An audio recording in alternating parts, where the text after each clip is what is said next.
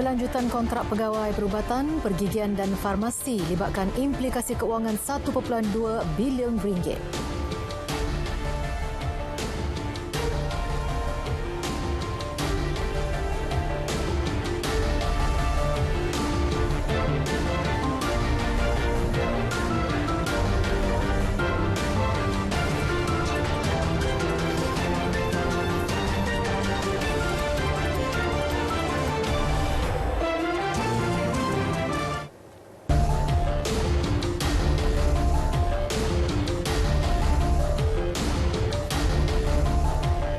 Assalamualaikum dan salam sejahtera saudara. Anda bersama saya Nurul Alis Adil Akhbar untuk laporan berita tengah malam.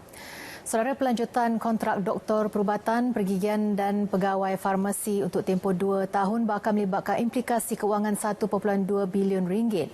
Menerusi giliran menjawab sesi perbahasan Pelan Pemulihan Negara di Dewan Rakyat, Menteri Keuangan Tengku Datuk Seri Zafrul Tunku Abdul Aziz berkata, kerajaan sangat prihatin terhadap tuntutan kumpulan petugas kesihatan kontrak itu serta sumbangan dan peranan mereka.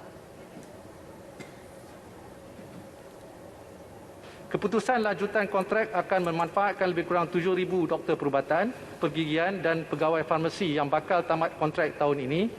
Pelanjutan kontrak 7,000 orang pegawai ini untuk 2 tahun akan melibatkan implikasi kewangan yang besar kepada kerajaan dengan anggaran 1.2 bilion ringgit.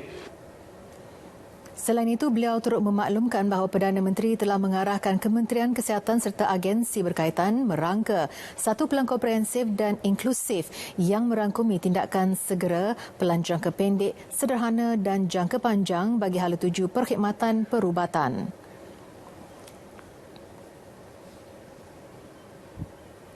Tiga 13 lokaliti akan dikenakan perintah kawalan pergerakan diperketat PKPD selama 2 minggu bermula Rabu ini. Timbalan Perdana Menteri Datuk Seri Ismail Sabri Yaakob berkata 8 daripadanya di Sabah. Ia melibatkan Kampung Kauran di Keningau, Kampung Mostin Lama, Kunak, Perumahan Ladang Pontian Kuril, Kinabatangan dan Taman Kinarut Ria di Papar. Lokaliti lain Kampung Tawadakan Kota Belud dan 3 perkampungan di Sipitang iaitu Kampung Menengah, Kampung Buang Sayang dan Kampung Pasir Putih Sipitang. Di Pahang pula melibatkan 4 lokaliti iaitu Sungai Kelau dan Sungai Calit di Raub, Tapak Bina IBN Highland, Genting Highlands, Bentung dan Kampung Pagar Batu Enam, Penjom Lipis. Manakala satu lokaliti di Kelantan membabitkan Kampung Telaga 7 di Macang.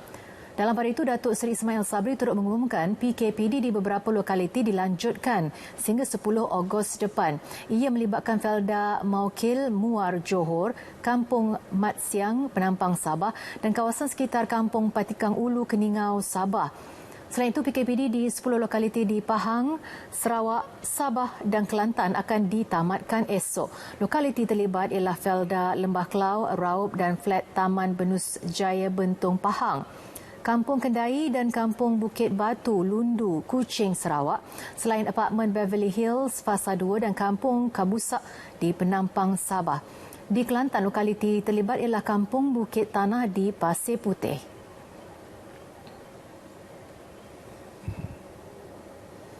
Mesyuarat khas Dewan Rakyat hari ini menarik perhatian apabila Datuk Seri Ismail Sabri Yaakob hadir buat kali pertama sebagai Timbalan Perdana Menteri.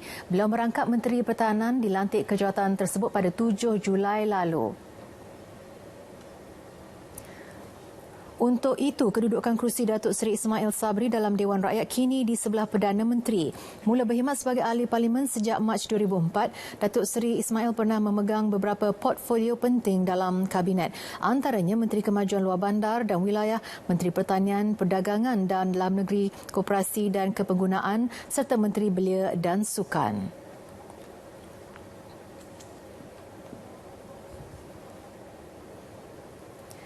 Saudara, Malaysia mencapai kadar pemulihan kes COVID-19 sebanyak 87%. Menurut Perdana Menteri Tan Sri Muhyiddin Yassin, ia merupakan kadar yang agak tinggi dan menunjukkan perkembangan positif keberkesanan Pelan Pemulihan Negara sekaligus meningkatkan kemampuan sistem kesihatan awam dalam memerangi COVID-19. Berdasarkan data global, purata kadar kematian akibat jangkitan virus itu adalah 2.2% daripada keseluruhan kes. Manakala Malaysia merekodkan 0.7%. Berdasarkan laporan Ketua Pengarah Kesihatan, didapati lebih 98% daripada pesakit COVID-19 di negara kita tidak bergejala atau hanya bergejala ringan.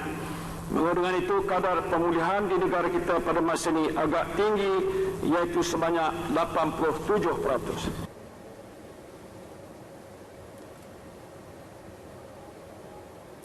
Sementara itu, semua penduduk dewasa disasarkan menerima dos lengkap vaksin COVID-19 Oktober ini. Ia susulan langkah memperhebat usaha program imunisasi COVID-19 kebangsaan PICK. Sasaran lebih awal dibuat berbanding perancangan asal, iaitu 80% penduduk dewasa Malaysia dijangka menerima dos lengkap menjelang suku pertama tahun hadapan. Setakat ini, kerajaan telah mencapai kapasiti kadar suntikan sebanyak lebih 500,000 dos sehari. Dengan itu, kadar pemulihan di negara kita. Sesungguhnya program vaksinasi adalah kunci utama kejayaan kita melawan COVID-19. Setakat ini, kerajaan telah menempah 79.9 juta dos vaksin. Daripada jumlah tersebut, sebanyak 25.2 juta dos telah diterima dan dijangkakan kita akan menerima jumlah keseluruhan 37.3 juta dos lagi bagi bulan Ogos. Sebanyak 21.9 juta dos lagi akan diterima suku keempat tahun ini dan baki selebihnya akan diterima suku pertama tahun hadapan. Melalui pelaksanaan PICK, lebih 16 juta dos telah berjaya dibekalkan meliputi 11 juta penerima dos pertama dan 5 juta penerima 2 dos lengkap vaksin.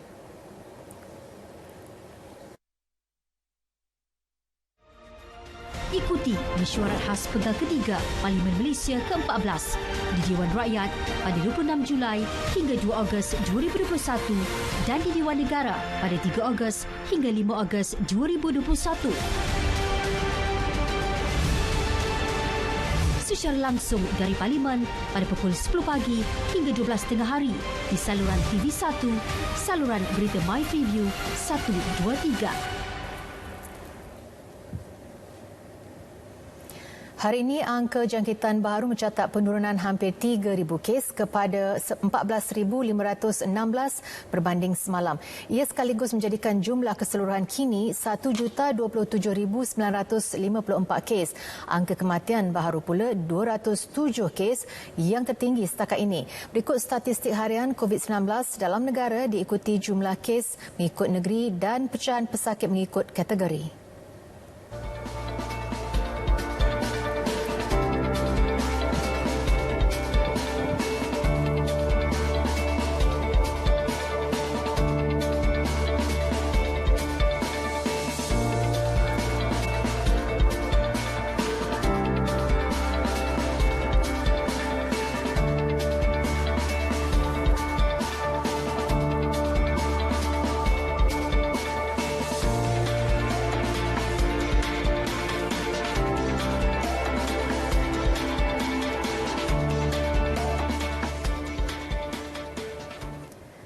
%98.2% kes atau 14,261 daripada 14,516 jumlah kes COVID-19 yang dilaporkan hari ini berada pada kategori 1 dan 2, iaitu masing-masing tidak bergejala dan bergejala ringan. Ketua Pengarah Kesihatan Tan Sri Dr. Noor Hisham Abdullah berkata majoriti kes yang baharu berkenaan iaitu 92% tidak mempunyai sejarah vaksinasi. Menurut KKM, 95 kes adalah kategori 5 iaitu kritikal dan memerlukan bantuan pernafasan, manakala 77 kes kategori 4 radang paru-paru dan memerlukan bantuan oksigen. 83 kes pula kategori 3 radang paru-paru, 7,045 kes atau 48.5% kategori 2 bergejala ringan, sementara 7,216 kes lagi terdiri daripada kategori 1 tidak bergejala. Hari ini jumlah kluster aktif COVID-19 mencatatkan 1,005 kes, menjadikan kes aktif keseluruhan 165,840 kes.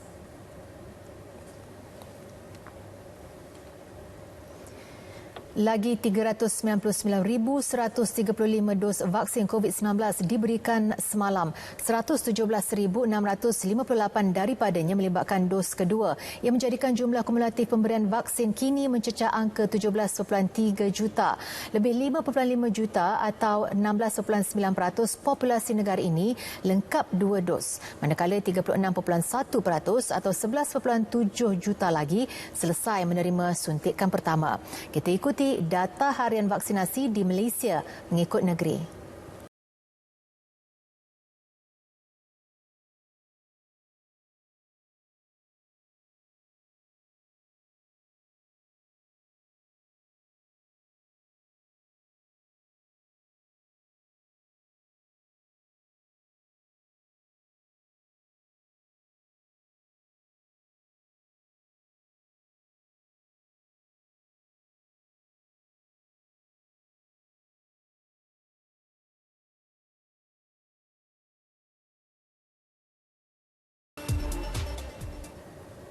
Mampu melakukan 2,000 vaksinasi sehari bermula hari ini. Pusat Pemberian Vaksin Integrasi PPV Persada Plus merupakan PPV integrasi pertama oleh pemegang konsesi lebuhraya utama negara.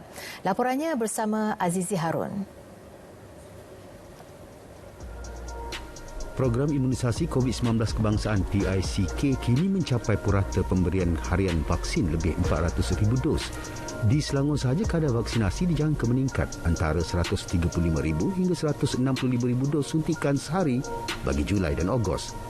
Selain PPV yang diwujudkan kerajaan, terdapat penglibatan 14 lokasi imunisasi swasta seperti PLAS dalam mempercepatkan kadar pemberian vaksin di seluruh negara. Menginspirasikan PLAS adalah memang tanggungjawab kami sebagai rakan negara, ingin menolong kerajaan untuk mempercepatkan proses vaksinasi kepada semua ahli-ahli dewasa di penduduk Malaysia, sama ada terutama di Lembah Kelang. PLAS memperuntukkan ruang di ibu pejabatnya untuk dijadikan PPV integrasi dengan pelbagai kemudahan termasuk lebih 400 petak letak kereta bagi kemudahan penerima vaksin. Kami mempunyai petugas lebih kurang 150 orang yang mana hasil gabungan daripada golongan profesional daripada tim klinik Prima Cerang dan juga daripada staf sokongan PLAS Malaysia Berhad dan juga daripada agensi kerajaan seperti MyVac, JPAM, Rela dan semua yang terlibat. Dari stesen pertama, penerima vaksin akan dibantu oleh sukarelawan bertugas agar proses imunisasi berjalan lancar. Antara ciri menarik di PPV integrasi Persada Plus ini ialah ikon Maya, puteri yang memberi penerangan berkaitan jenis vaksin serta kesan sampingan terhadap kesihatan dan pengambilan ubat tertentu. 10 ruang disediakan bagi membolehkan 20 vaksinasi dilakukan serentak jika keadaan memerlukan. Pusat pemberian vaksin di Persada Plus ini memberikan satu pengalaman yang sangat baik di mana daripada stesen nombor 1 hingga ke stesen yang terakhir saya mendapat layanan dan daripada petugas-petugas dengan amat mesra. I'm very grateful that it was a really quick, it was a really easy process. And yeah, I encourage everyone to come here. Azizi Harun, Berita RTM.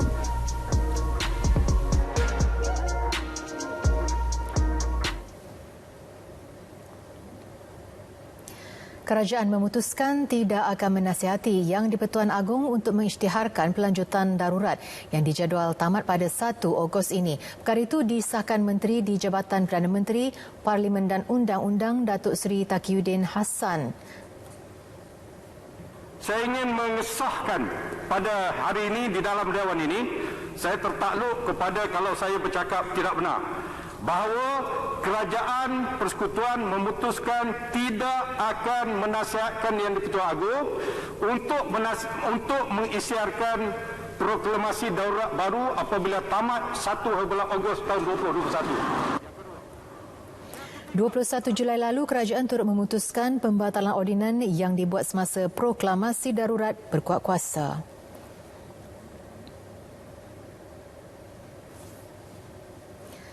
Suruhanjaya Pencegahan Rasuah Malaysia SPRM menafikan sekeras-kerasnya pertuduhan terhadap Ahli Parlimen Muar Syed Saddiq Said Abdul Rahman bermotifkan politik. Ketua Pesuruhjaya Datuk Seri Azam Baki menegaskan ia merupakan keputusan Peguam Negara dan pihaknya menjalankan siasatan secara bebas. Siasatan ini sebenarnya bukan kami yang mulakan. Dia yang membuat laporan sebenarnya. Itu saya kena perbetulkan.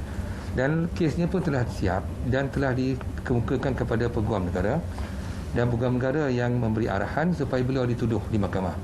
Jadi masa bila mereka nak dituduh itu, saya terpulang kepada arahan daripada Peguam Negara. Kami adalah di peringkat eksekutif, pengasas yang kuasa satu lagi adalah di peringkat legislatif, iaitu Peguam Negara. Mereka yang meneliti kertas siasatan kami dan mereka juga memberi arahan sama ada dituduh atau tidak. Itu bukan kuasa kami. Jadi tidak timbullah tentang isu tentang political persuasion di sini, ya. Bila menjawab tuduhan Ahli Parlimen Muar itu yang mendakwa pertuduhan menyeleweng dana sebuah parti politik, yang dikenakan terhadapnya adalah muslihat politik semata-mata.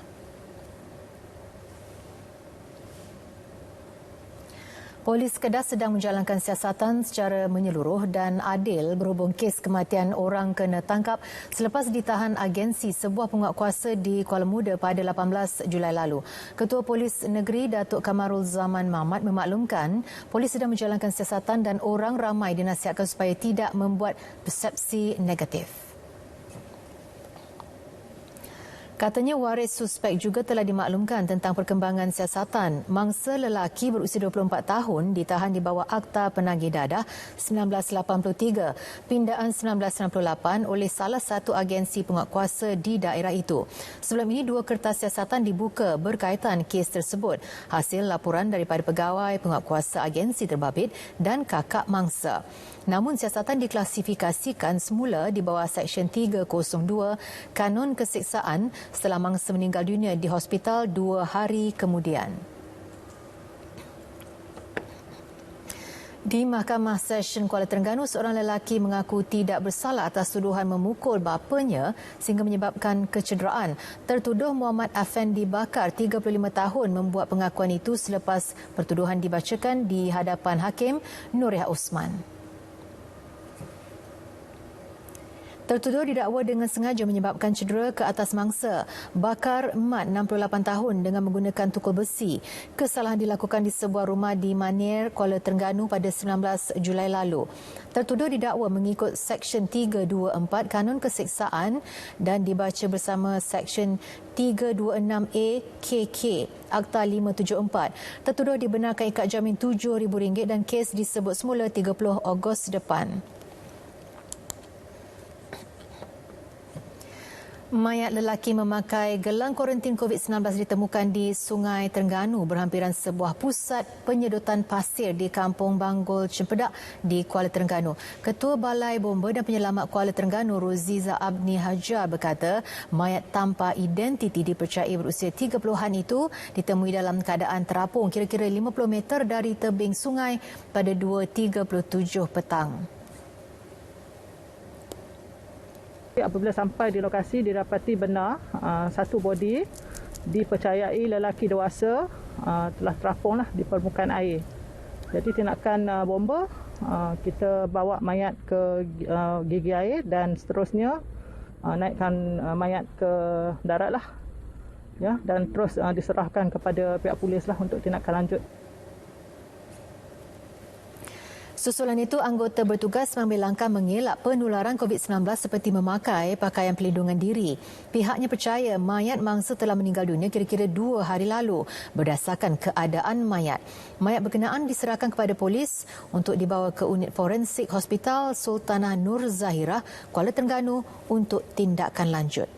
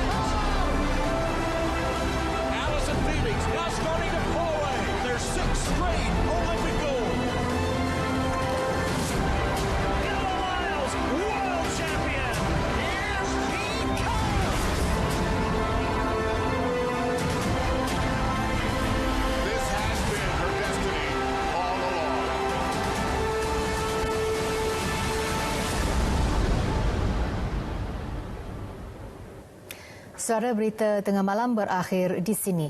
Lindung diri, lindung semua. Saya Nurul Alis mengucapkan Assalamualaikum dan selamat malam.